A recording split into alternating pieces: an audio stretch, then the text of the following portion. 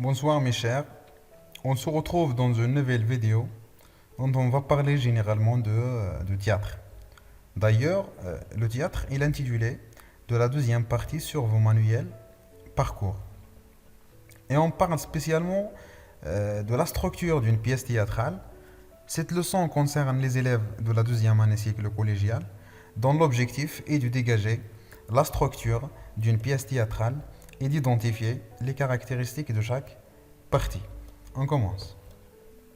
On commence bien sûr par une définition d'une pièce théâtrale. Une pièce théâtrale est une œuvre destinée à être jouée. C'est-à-dire la pièce théâtrale est une œuvre qui est destinée à être jouée avec des accessoires sur une scène et devant des spectateurs. Il raconte une histoire, c'est-à-dire une intrigue, par l'intermédiaire d'un certain nombre des éléments qui sont verbaux, à savoir le dialogue et les échanges entre les personnages ou bien entre les acteurs, et des éléments non verbaux, à savoir les didascalies ou bien ce qu'on appelle les indications scéniques qui décrivent les personnages. Une pièce théâtrale est traditionnellement divisée en trois catégories bien distinctes, c'est-à-dire elle est divisée en trois genres. On distingue ici entre la comédie, qui est un genre qui cherche justement à divertir, à faire rire les spectateurs, par une intrigue ou bien par une histoire légère. C'est-à-dire il n'y a pas des émotions, il n'y a pas des sentiments qui sont graves. La fin est toujours heureuse. Par contre, la tragédie, qui provoque la terreur, la pitié en quelque sorte du spectateur, la fin est souvent malheureuse. Et enfin, on trouve le drame qui vise à émouvoir, c'est-à-dire à rendre le spectateur ému et toucher le spectateur en faisant appel à sa sensibilité et à ses sentiments. Donc voici dans cette image le lieu où les pièces théâtrales se jouent. C'est bien. Alors la structure d'une pièce théâtrale se compose de quatre parties. La première s'appelle la scène d'exposition. La scène d'exposition est l'équivalent de la situation stable ou bien la situation initiale dans le schéma narratif. On trouve quoi dans la scène d'exposition ou bien ses caractéristiques? La présentation ou bien l'exposition des personnages principaux et secondaires de la pièce, c'est-à-dire les acteurs qui jouent la pièce théâtrale ou bien qui vont jouer en quelque sorte. Il y a aussi la présentation de cadres spatio-temporels, le lieu et le temps de déroulement des actions ou bien des péripéties. L'intrigue, c'est-à-dire l'histoire, ou bien le scénario, l'histoire et l'enjeu de l'action. C'est-à-dire dans la scène d'exposition, on trouve des clarifications des enjeux d'action qui nous montrent la nature en quelque sorte de l'intrigue ou bien de l'histoire.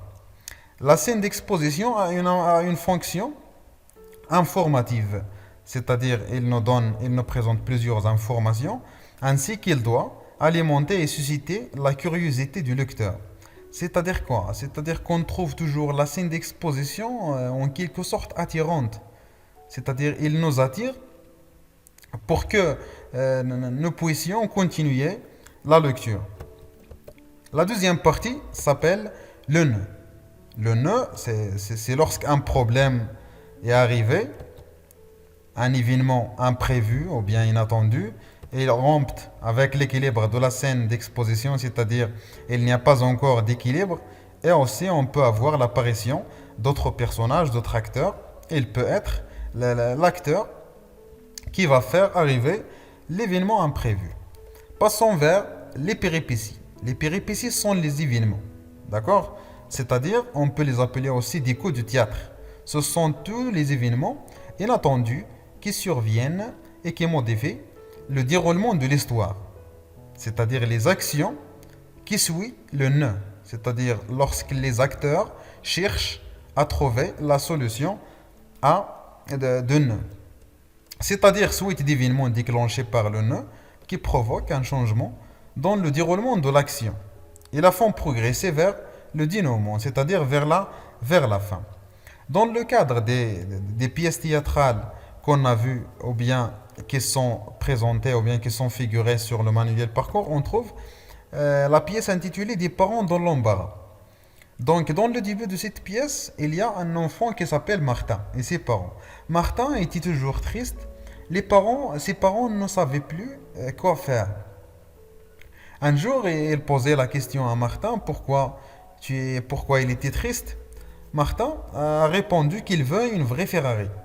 Voici là le nœud de la pièce. Et j'ai essayé de mentionner 5 péripéties ou bien 5 actions qui sont faites par les parents.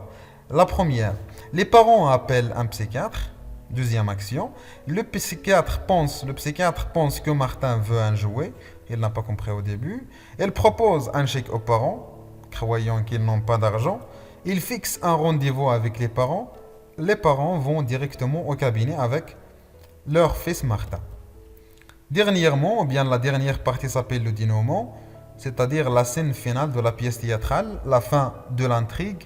Elle est annoncée au moyen d'une action heureuse ou malheureuse, ça dépend le genre de la pièce. C'est la scène finale de la pièce théâtrale et le résultat final d'une ou bien de l'histoire.